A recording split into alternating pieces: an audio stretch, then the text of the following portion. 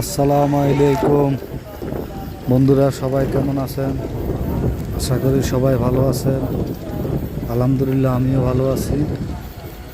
আজকে আপনাদেরকে নিয়ে আসলাম কোথায়, আশা করি দেখেই বুঝতে পারছেন। আজকে ঘুরতে আসলাম পুলিশের শহর চাঁদপুরে। তো বন্ধুরা, এই কথা থেকে আমার ভিডিও দেখতেছেন জানাবেন। বন্ধুরা, আজকে অনেক রোদ, অনেক গরম ছিল।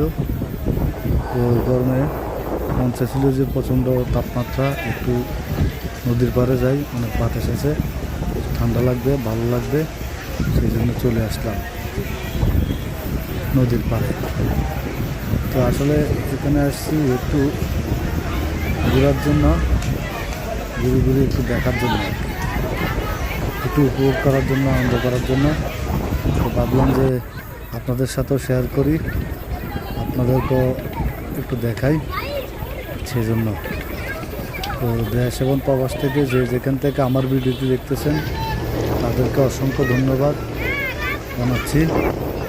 আর যারা নতুন বন্ধুরা আছেন, এখনও আমার চ্যানেলটা সাবস্ক্রাইব করেন নাই, আমার চ্যানেলটা সাবস্ক্রাইব করে নেবেন, পাশে থাকা বেল আইকনটি অন করে দিবেন, যাতে পরবর্তীতে নতুন ভিডিও ছাড়লে আপনারা দেখতে পারেন।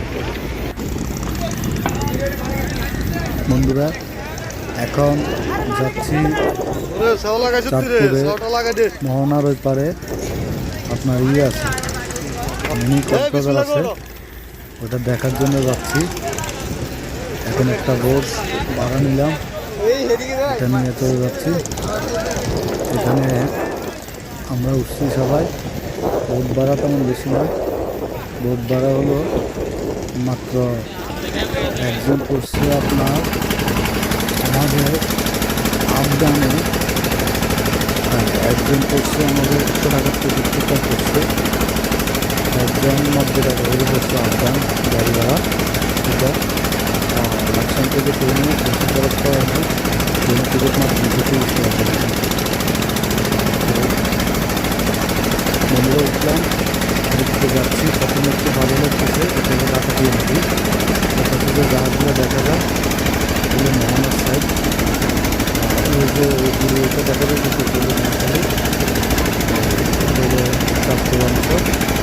প্রথমে একটু ভালো লাগছিল, খুব আনন্দ লাগছিল, খুব মজা লাগছিল।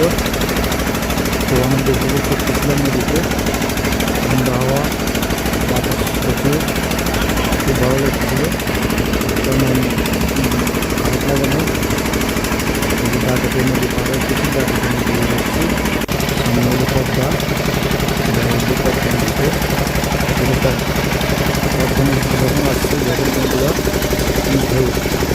ভিডিও দেখতে পাচ্ছি না, যে মোবাইলেও ঠিকমতো ভিডিও করতে পারতেছি না। কি ভয়ঙ্কর অভিজ্ঞতা হয়েছে আমার, একবার এদিকে যায় একবার এদিকে যায়, তাই আমি ভিডিও করা বন্ধ করে দিছি। কারণ দুনো হাতে ধরে রাখতে হয়, নাহলে পড়ে যাওয়ার সম্ভাবনা বেশি, খুবই কষ্টকর একটা ব্যাপার।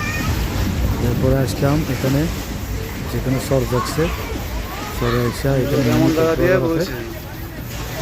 এটা দেখার জন্য আমরা আসছি। যে দূরে দেখা যায় এখান থেকে, অনেক দূরে ঘুরির পর আবার রিটার্ন চলে আসলাম এপারে। আসার সময় ভিডিও করতে পারি নাই, কীভাবে ভিডিও করবো। নদীর যে ভয়ঙ্কর রূপ দেখলাম, আসলে এটা যে ভয়ঙ্কর অভিজ্ঞতা হয়েছে, সেখান থেকে খুব কষ্ট করছি, সেই জন্য চলে আসলাম। এসে এই পারে একটু ঘোরাঘুরি করলাম, এখন সময় কাটালাম। যা প্রায় কয়েক ঘন্টা ছিলাম এখানে, থাকার পর ওরা আবার ব্যাক করে চলে আসছে। নদীতে আসলে দেখতে সবারই ভালো লাগে, সবাই মানুষ নদীর পাশে বেশিরভাগ মানুষ যা বেড়াতে, আমারও ভালো লাগে, সেজন্য গেলাম। তো বাচ্চাদেরকে নিয়ে ঘুরলাম।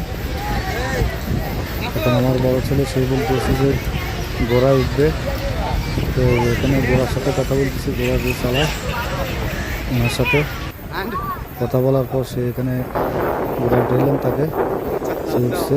এখন সে ঘুরে আসবে, এক ঘুরে দিয়ে চলে আসবে, বেশিক্ষণ লাগবে না, বেশিক্ষণ ইয়ে করবে না। আর কি সব মিলে খুব আনন্দ করলাম, খুব ভালো লাগছে আমার থেকে। অনেকটা উপভোগ করলাম।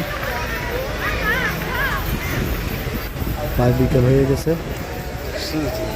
এখন চলে আসার সময় এটা হলো মেঘনা নদী, মেঘনা নদীর পার। সামনে এই যে কন্যায় যেটা দেখা যায় এটা হলো মোহনা, মোহনা।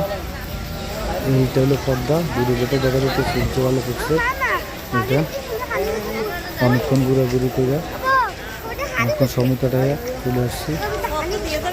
এখানে ভালো লাগছিল, মোটামুটি অনেক শান্তি পেয়েছি বাতাসের কারণে, অনেক ভালো লাগছে এই আর কি।